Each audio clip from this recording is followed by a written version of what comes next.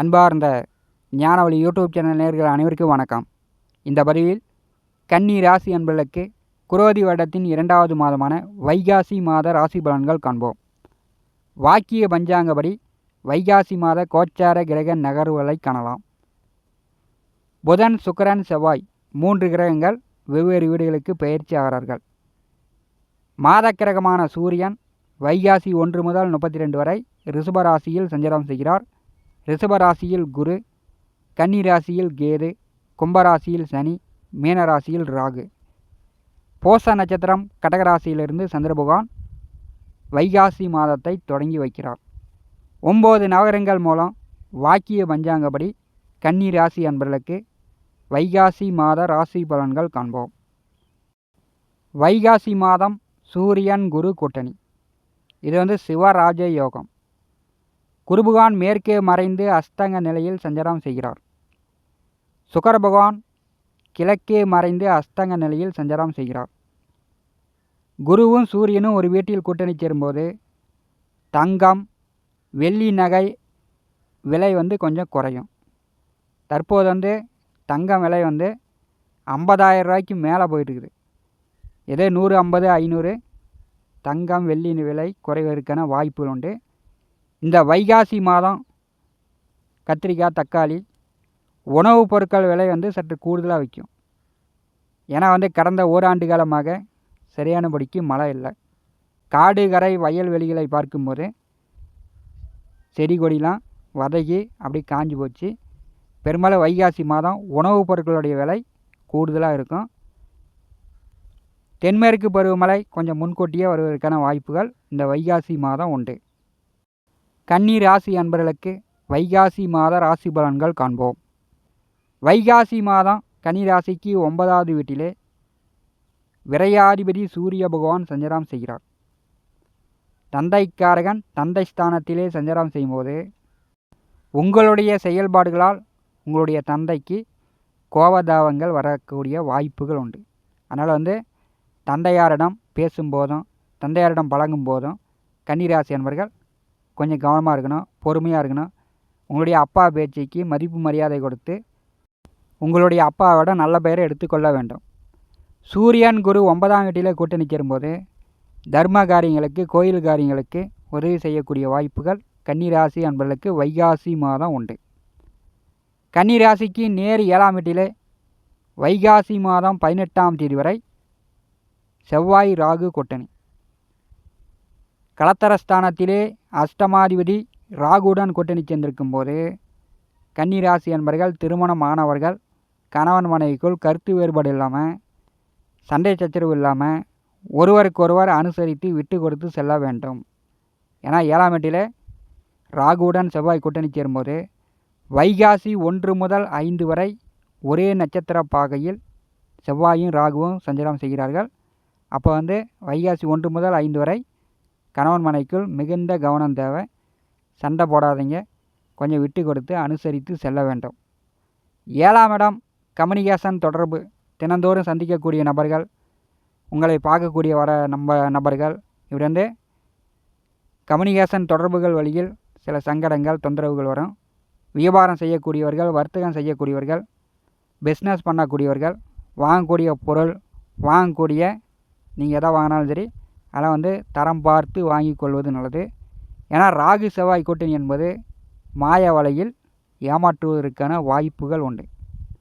வைகாசி மாதம் 18ஆம் தேதி வரை ராகு செவ்வாய் 7ஆம் வீட்டில் கூட்டணி சேர்ந்திருக்கும் போது நண்பர்கள் வழியிலும், நீங்கள் வேலை செய்யக்கூடிய சக தொழிலாளர்கள் வழியிலும், வேலை பற்றியோ தொழில் பற்றியோ குடும்ப உள் விவகாரங்களையோ மற்றவர்களிடம் பகிர்ந்து கொள்ளாமல் இருப்பது கன்னி ராசி அன்பர்களுக்கு நல்லது.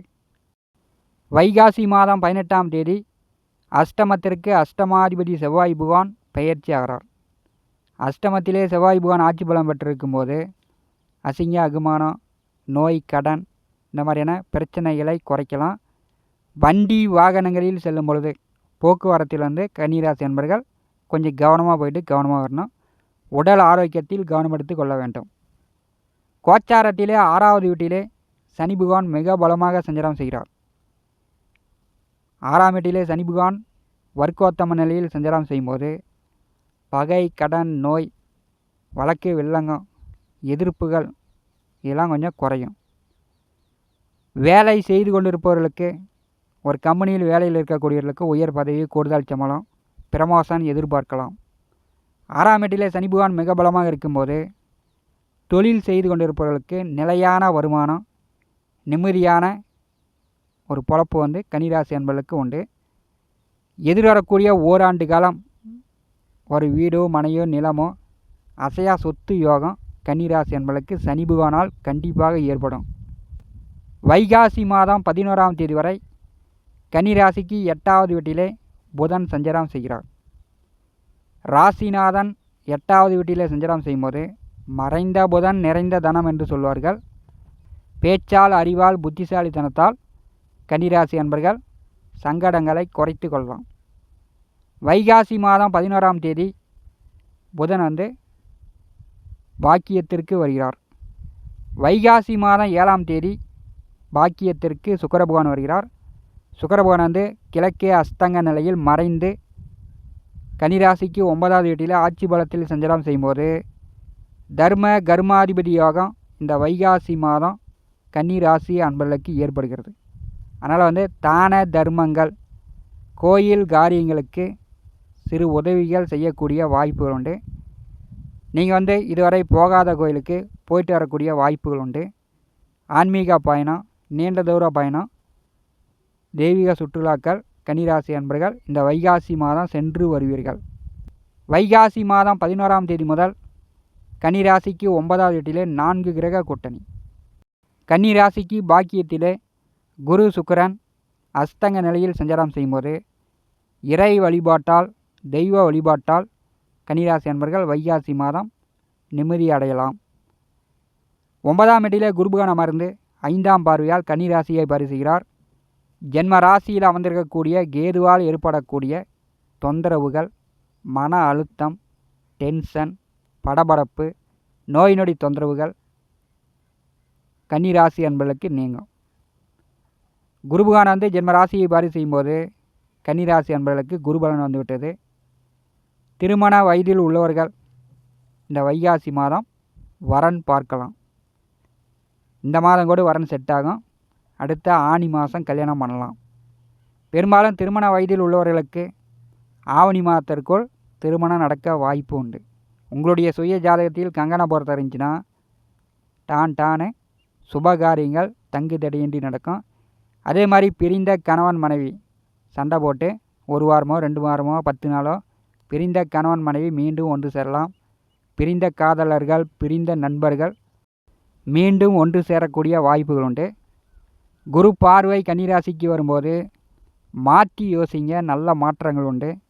நேற்று அப்படி தான் இருந்துச்சு, முந்தா நேற்று அப்படி தான் இருந்துச்சு, போன வாரம் அப்படி தான் இருந்துச்சு, எல்லா நாளுமே ஒரே மாதிரியே இருக்கும் அப்படின்னு கன்னிராசி அன்பர்கள் ஏமாந்து விட்டுறாதீங்க. குரு பார்வை இருக்கும்போது, குரு பலன் இருக்கும்போது கண்டிப்பாக பொருளாதார நிலையில் நல்ல முன்னேற்றங்கள் உண்டு. தனம், வாக்கு, குடும்பஸ்தானாதிபதி சுக்கிர பகவான் கிழக்கே மறைந்து அஸ்தங்க நிலையில் சஞ்சாரம் செய்யும்போது கன்னி ராசி அன்பர்களுக்கு இந்த மாதம் வந்து சராசரியான வருமானங்கள் உண்டு. எதிர்பார்த்த மாதிரி பெரிய அளவு கூடுதல் வருவாய் இந்த மாதம் குறைவு. சராசரியான வருமானங்கள் உண்டு. அப்படியே படிப்படியாக அடுத்த மாதம் அப்படின்னு எதிர்வரக்கூடிய ஒவ்வொரு மாதங்களாக உங்களுடைய கஷ்ட காலம் குறையும். உங்களுடைய வருமான நிலை படிப்படியாக உயர்வதற்கான வாய்ப்புகள் உண்டு. பாக்கியத்திலே சூரிய பகவான் இந்த மாதம் சஞ்சாரம் செய்யும்போது தந்தை வழியில் சித்தப்பாவோ பெரியப்பாவோ தந்தை வழி உறவுகளிடம் கொஞ்சம் கவனமாக இருக்கணும். அவர்களிடம் வந்து நீங்கள் வந்து போட்டி போடாதீங்க. அவரிடம் பெயர் அவச்சொல் வாங்காமல் கன்னிராசி அன்பர்கள் பார்த்து கொள்வது இந்த வைகாசி மாதம் உங்களுக்கு நல்லது. ஏன்னா பாக்கியத்திலே 4 கிரகங்கள் இந்த மாதம் வந்து சஞ்சாரம் செய்ய போகிறார்கள். செவ்வாய் பகவான் வைகாசி மாதம் 18ஆம் தேதி அஷ்டமத்திற்கு வரும்போது மற்றவர்களிடம் அவப்பெயர் வாங்காமல், அசிங்கமானப்படாமல் கன்னிராசி அன்பர்கள் கொஞ்சம் நிதானமாக, பொறுமையாக வைகாசி மாதத்தை கடப்பது உங்களுக்கு நல்லது. கன்னி ராசிக்கு லாபத்திலே இருந்து சந்திர பகவான் வந்து இந்த மாதத்தை தொடங்கி வைக்கிறார். உபஜெயஸ்தானத்திலே சந்திர பகவான் சஞ்சாரம் செய்யும்போது கன்னி ராசி அன்பர்களுக்கு பண லாபம், நல்ல வெற்றி வாய்ப்புகள் நீங்கள் ஏற்படுத்தி கொள்ளலாம். அதாவது ஒரு தடவைக்கு பல தடவை நன்றாக யோசித்து புத்திசாலித்தனமாக செயல்படும் போது கை நிறையா பணம் சம்பாதிக்கலாம். நீங்கள் எதிர்பார்த்த பண லாபம் கன்னிராசி அன்பர்கள் பெற்றுக்கொள்ளலாம். மூத்த உடன்பிறப்புகளிடம் நல்ல அந்நிய மேன்மை கன்னிராசி அன்பர்களுக்கு உண்டு. இந்த காணொலியை பற்றி உங்களுடைய மேலான கருத்துக்களை நம்முடைய கமெண்ட் பாக்ஸில் பதிவு செய்யுங்கள். நம்முடைய ஞானவழி யூடியூப் சேனலை பார்த்து கொண்டு இருக்கக்கூடிய அன்பர்கள், இதுவரை சப்ஸ்கிரைப் செய்யாத அன்பர்கள் மறக்காமல் நம்முடைய சேனலை சப்ஸ்கிரைப் செய்து கூடவே இருக்கின்ற ஆல் பட்டனை அழுத்திங்க. தினந்தோறும் நம்முடைய சேனலில் ஜோதிட பலன்கள் பதிவிடப்படும். உடனுக்குடன் பார்த்து பயன்பெறுங்கள். நன்றி, வணக்கம்.